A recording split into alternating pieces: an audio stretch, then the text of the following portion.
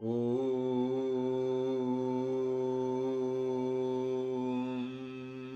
नमः शिवाय।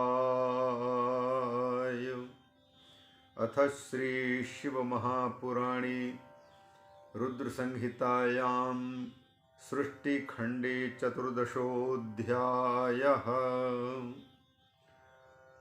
श्री शिव महापुराण के रुद्र संहिता के सृष्टि खंड का 14वां अध्याय प्रारंभ हो रहा है।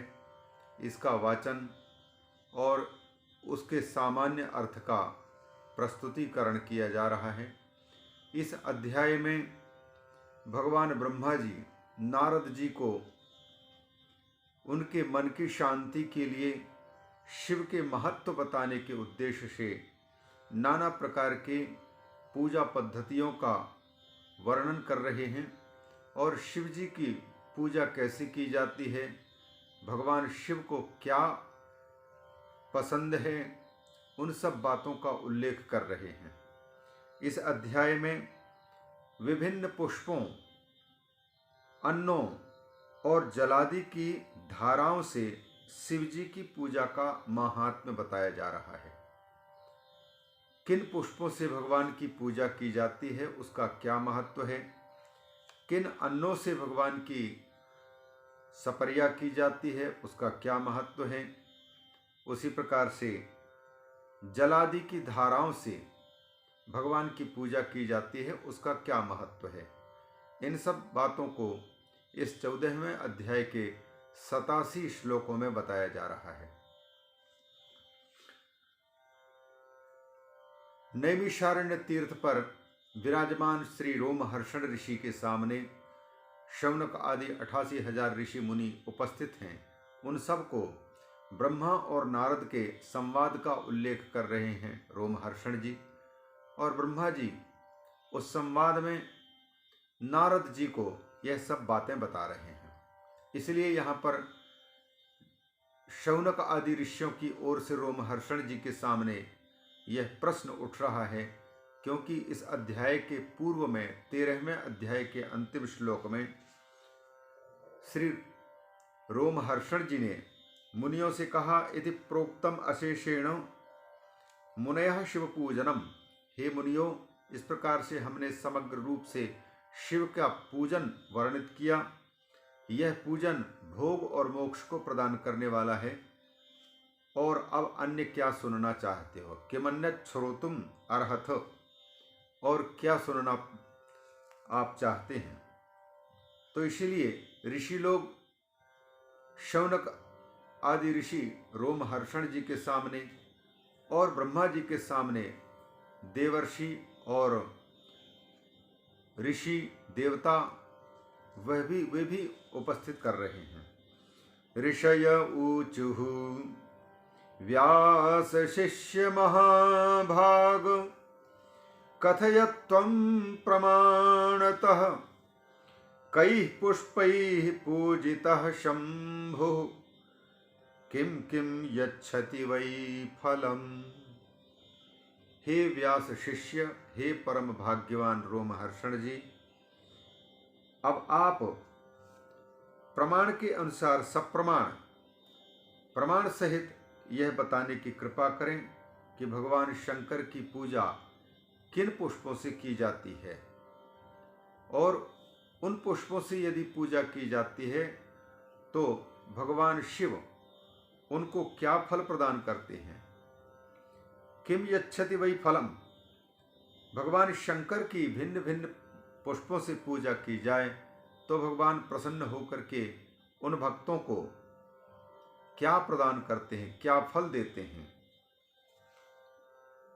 सूत जी ने जब इस प्रकार से ऋषियों की प्रार्थना सुनी तो कहना प्रारंभ किया, शौनकाद्याश्च ऋषयः शृणुतादरतोऽखिलं कथयाम्यद्य सुप्रीत्या पुष्पार्पण विनिर्णयम्।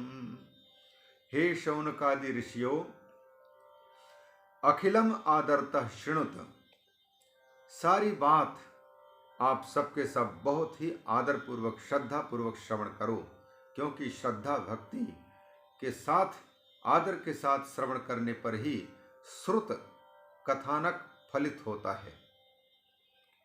अतः आप सब आदरतः शृणुत, आदरपूर्वक श्रवण करें और कथयाम्यद्य सुप्रीत्या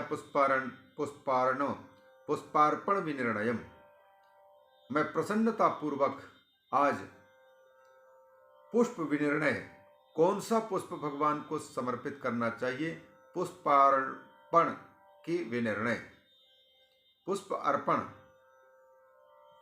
करने का यह निश्चय बताऊंगा। एष एव विधि पृष्टो नारदेन महर्षिणा प्रोवाच परम प्रीत्या पुष्पार्पण विनिर्णयम। जैसे ऋषियों आप सब मुझसे पूछ रहे हो, वैसे ही महर्षि नारद ने जब ब्रह्मा जी से पुष्प समर्पण के बारे में प्रश्न किया था, जिज्ञासा की थी, तब परम प्रसन्न होकर के ब्रह्मा जी ने जो उत्तर दिया था वही उत्तर मैं आप सबके सामने रख रहा हूं। प्रोवाच परम प्रीत्या पुष्पार्पण विनिर्णयम, पुष्प अर्पण करने का निश्चय सुनाया था, निश्चित मत सुनाया था, विधि बताई थी, उसको आप श्रवण करें।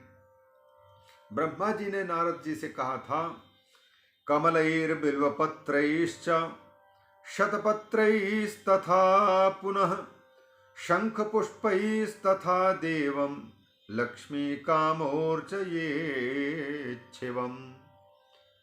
पुष्प अर्पण किया जाता है, भगवान की पूजा की जाती है, तो पूजा करने वाला व्यक्ति कुछ न कुछ मन में कामना लेकर के पूजा करता है।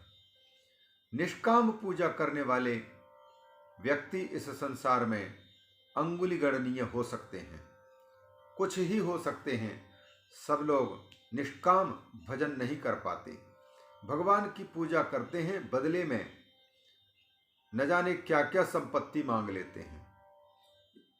एक बिल्व पत्र अर्पण करेंगे और मांगेंगे हमारी कंपनी अच्छी चले, हमारी दुकानदारी अच्छी चले, हमारी नौकरी लग जाए, बेटे की नौकरी लग जाए, पूरे के पूरे मांग की लिस्ट थमा देते हैं केवल एक बिल्व पत्र अर्पण के बदले।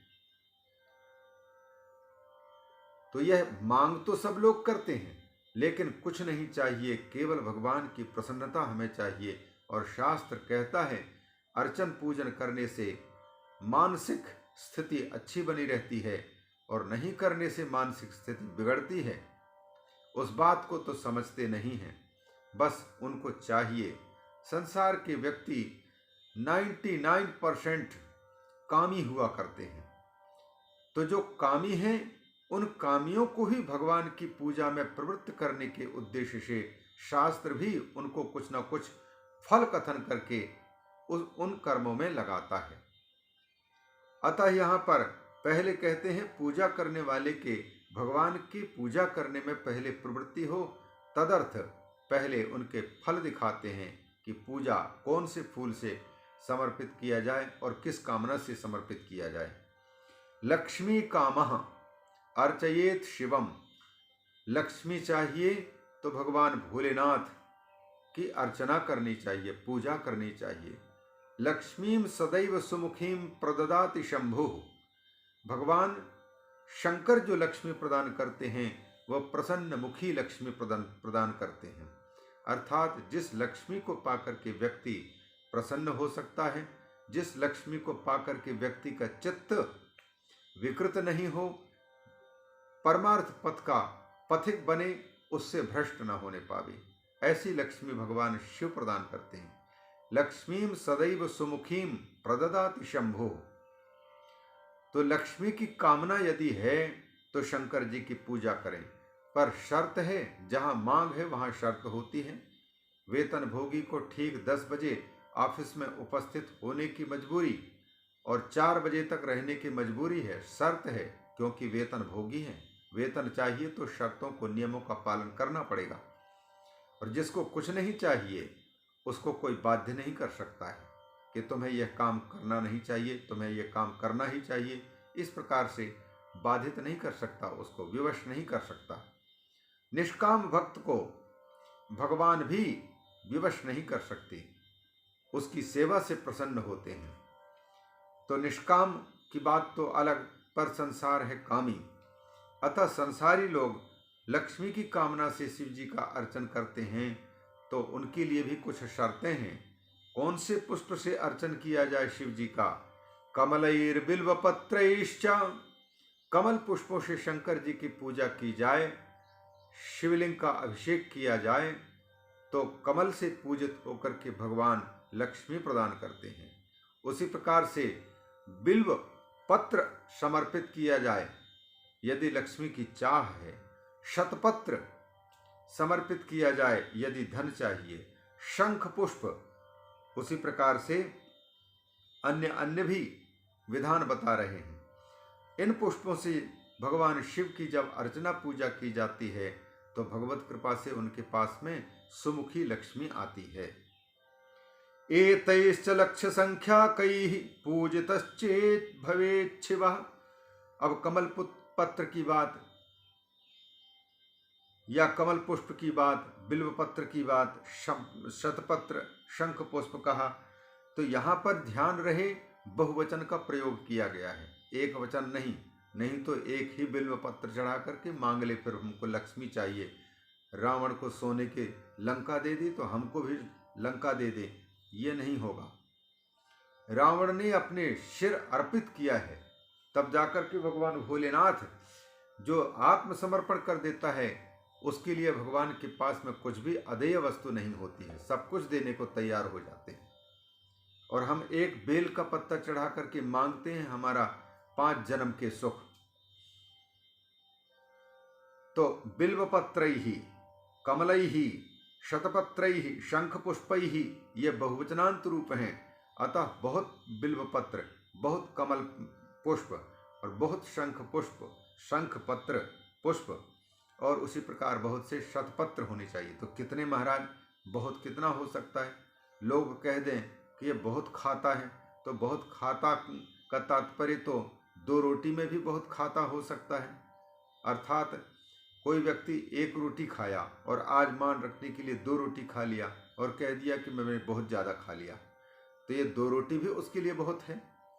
और कोई 50-60 भी खाने के बाद भी सोचता है कि अभी बहुत कहाँ हुए हैं, हमारा पेट ही नहीं भरा है, तो ये बहुत की भी कोई सीमा नहीं है, कम की भी सीमा नहीं है और बहुत की भी सीमा नहीं है।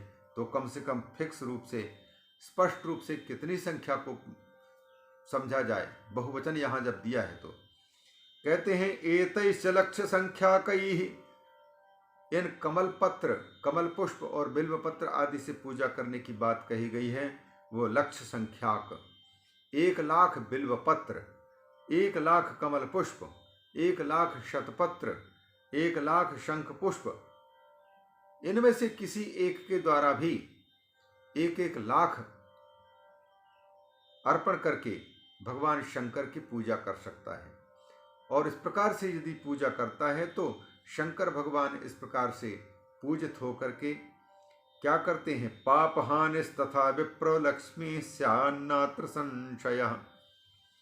पूजा करने वाले के पाप की हानि होती है, अर्थात पाप उसके रह नहीं जाते हैं और लक्ष्मी जी आती है।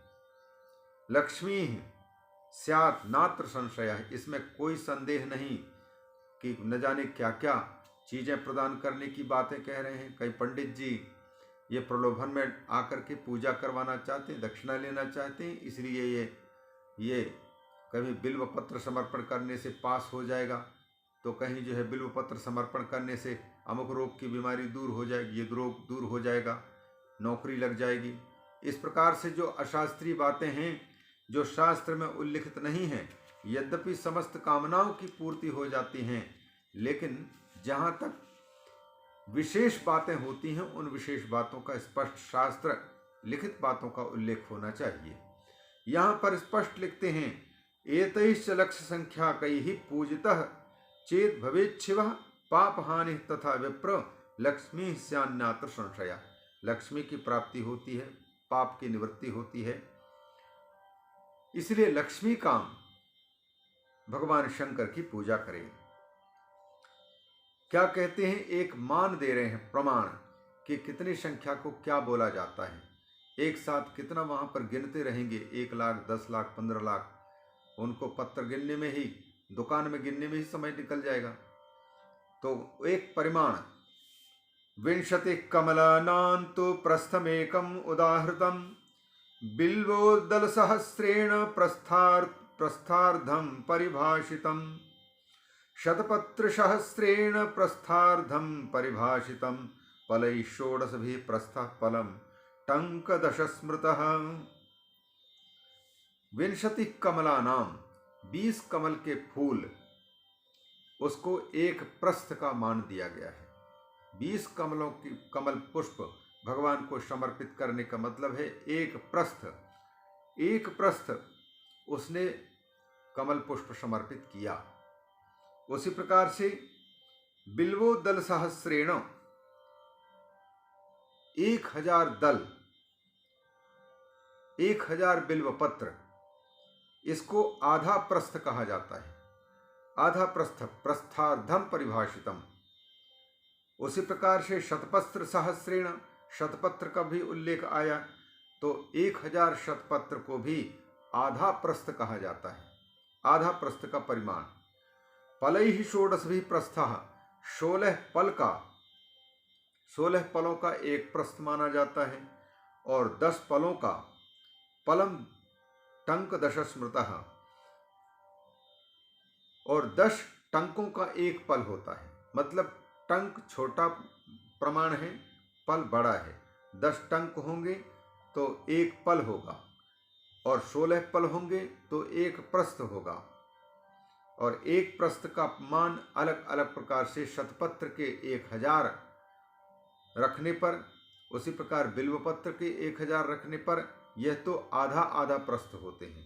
और कमल पुष्प की महिमा अधिक होने के कारण 20 कमलों को एक प्रस्थ के बराबर माना जाता है। इस प्रकार से, इस प्रमाण से पत्र पुष्प आदि को तुला पर रखना चाहिए। तुला पर रखने तो वह अब संपूर्ण अभीष्ट को प्राप्त कर लेता है।